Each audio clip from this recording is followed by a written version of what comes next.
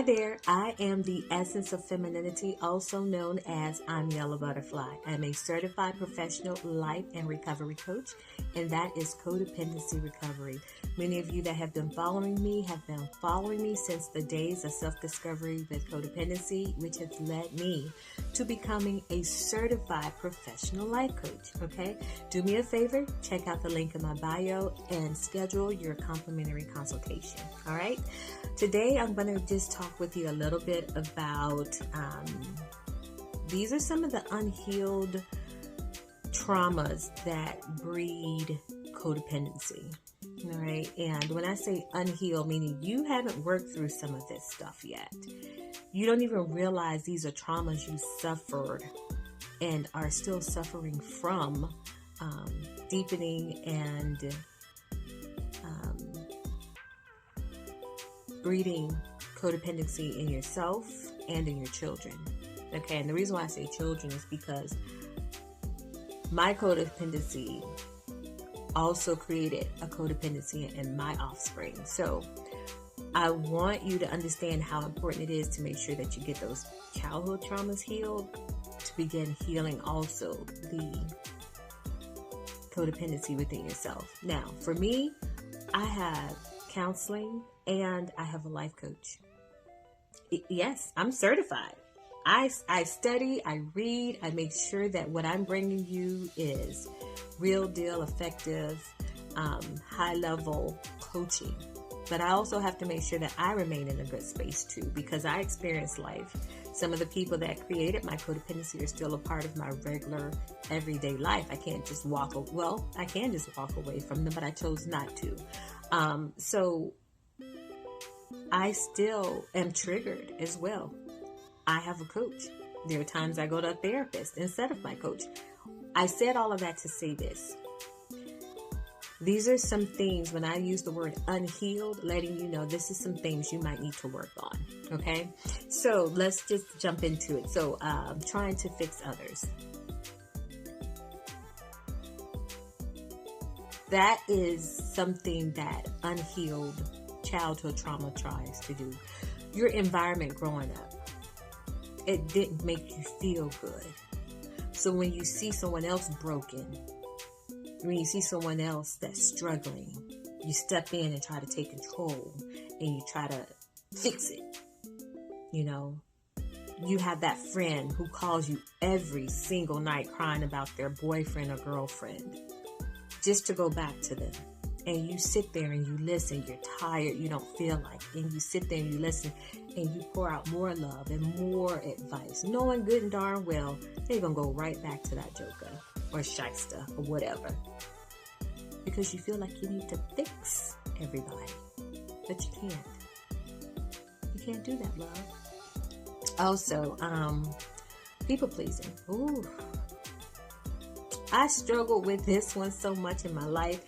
My friends, my career, in school, with my parents, with family, with relationships. I engaged in relationships that were so bad for me because I was a people pleaser. I accepted and did things in relationships that were so detrimental. Thank God I was protected.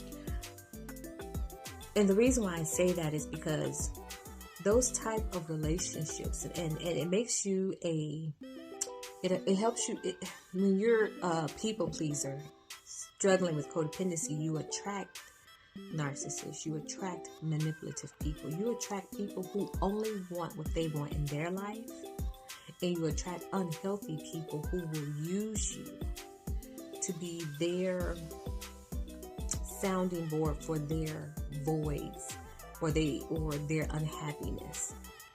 I've been in the worst, in my opinion, that was for me. I experienced what I consider the worst. My worst may not be your worst, but all I could say is when you become healed from those childhood traumas, you live more authentically. You have better relationships, fulfilling relationships, and you don't have a problem observing something and say, oh, hell no, this ain't right. I'm walking away. I'm just saying. And having someone to coach you through it helps make it a lot more easier. Because when you're first starting to heal yourself, you may not trust your intuition, those nudges in your gut, or you may be afraid to trust them. You may be afraid to walk away because the next point, you fear abandonment. You fear being alone. You fear walking away. Have you ever broken up with someone who treated you like crap? And the moment you walked away, you're in the bed crying, you're sobbing, you're so hurt, you're so sad. And you're like, why this joker didn't treat me like nothing? But you want them back. You've gotten so addicted to that trauma bond that you think that's what love is, but it's not. I encourage you to write down what you want your love to look like and manifest that in yourself. If you want a person who is nice or kind or loving or soft-spoken, or someone who has healthy boundaries and who has a positive outlook on life, become that person and see what you start attracting. That's a topic for another day. We're going to talk about manifesting another time. Also, just needing the validation. You can look at social media and see that. Sometimes, ladies, and you may get mad at me and come for me in the comments, and I really don't care because, again, I live authentically. So I'm going to say what I say, and if it makes you feel something, that's on you. But have you ever noticed people who, when they take pictures, they always got their derriere in the frame, like you see nothing but ass? Do you need the validation?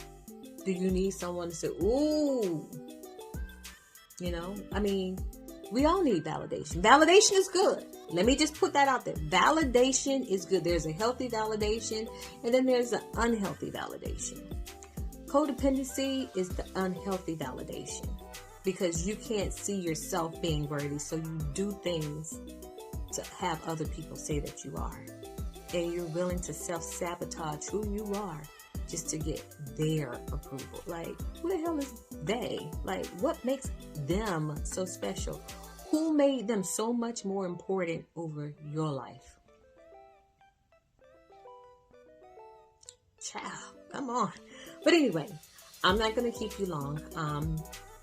I think I covered all the points that I wanted to cover. Do me this favor. Follow me on all of my social media outlets. I'm on TikTok, Instagram, Facebook, and Pinterest as The Essence of Femininity. Also here, YouTube as I'm Yellow Butterfly. Make sure you like, subscribe, and click the notification bell on all of my other platforms. Make sure you like them and comment down in the comments. I want to have some dialogue with you. I want to know what your thoughts are. But in the meantime, check out that link. Let's get you scheduled for your complimentary consultation. Until next time, I'll talk to you later. Have a great one. Bye-bye.